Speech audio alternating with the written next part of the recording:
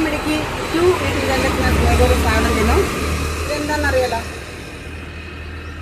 ശംഖുപുഷ്പം. ഞാൻ ഒരുപാട് നാളുകൊണ്ട് ഈ സംഭവം അന്വേഷിക്കുന്നുണ്ട്. ചിലരുടെ വീട്ടിൽ ചെല്ലുമ്പോൾ മുറ്റത്തൊക്കെ നിൽക്കണ കാണാം.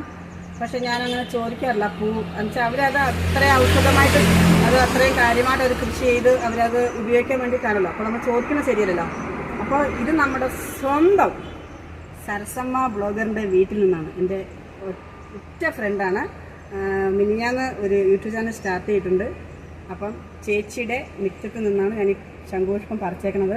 ഇത് പറിക്കാനൊരു കാരണമുണ്ട് ഗൈസ്. അതെന്താണെന്നല്ലേ, ഞാൻ നോക്കിയപ്പോഴേ നമ്മുടെ ബ്ലോഗർ സരസമ്മ ചേച്ചിയുടെ വീട്ടിലേ വന്നപ്പോഴേ കുറേ സംഭവങ്ങളിവിടെ കണ്ടു. അതായത് ഇത് ഉണങ്ങി വെച്ചേക്കുന്നു. അതുപോലെ തന്നെ തിളപ്പിച്ച വെള്ളം തന്നു. അപ്പോൾ ഒരു ലൈറ്റ് നീല കളർ, അടിപൊളി. അപ്പോൾ ഞാൻ ശംഖുപുഷ്പം വന്നപ്പോൾ എനിക്ക് ഭയങ്കര സന്തോഷമായി. ഞാനിത് തേടി നടക്കുമായിരുന്നു.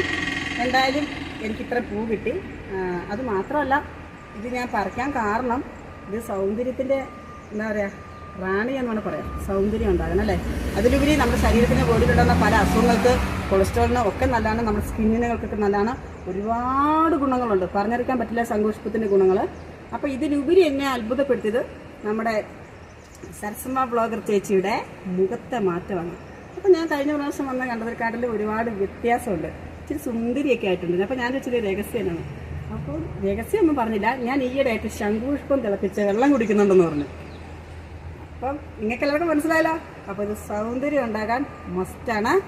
ഇവിടെ എവിടെയെങ്കിലൊക്കെ ഉണ്ടെങ്കിൽ പൂക്കൾ പറിച്ച് നശിപ്പിച്ച് കളയാതെ പറിച്ച് വെള്ളം തിളപ്പിച്ച് കുടിക്കുക. അതുപോലെ തന്നെ ഇത് ഒരു വീടിൻ്റെ മുറ്റത്ത് ഒരു ശംഖുപുഷ്പം നട്ടുപിടിപ്പിക്കുന്നത് ഏറ്റവും നല്ലതാണ്. അപ്പോൾ എനിക്ക് 2-3 തൈയൊക്കെ തന്നിട്ടുണ്ട്. ഞാൻ ഇനി അതൊരു ചെറിയൊരു കൃഷിയായിട്ട് അങ്ങ് തുടങ്ങാൻ പോവാണ്. അപ്പോൾ നമുക്ക് ഇനി അടുത്തത് ശംഖുപുഷ്പം കൃഷി. Tata, bye bye.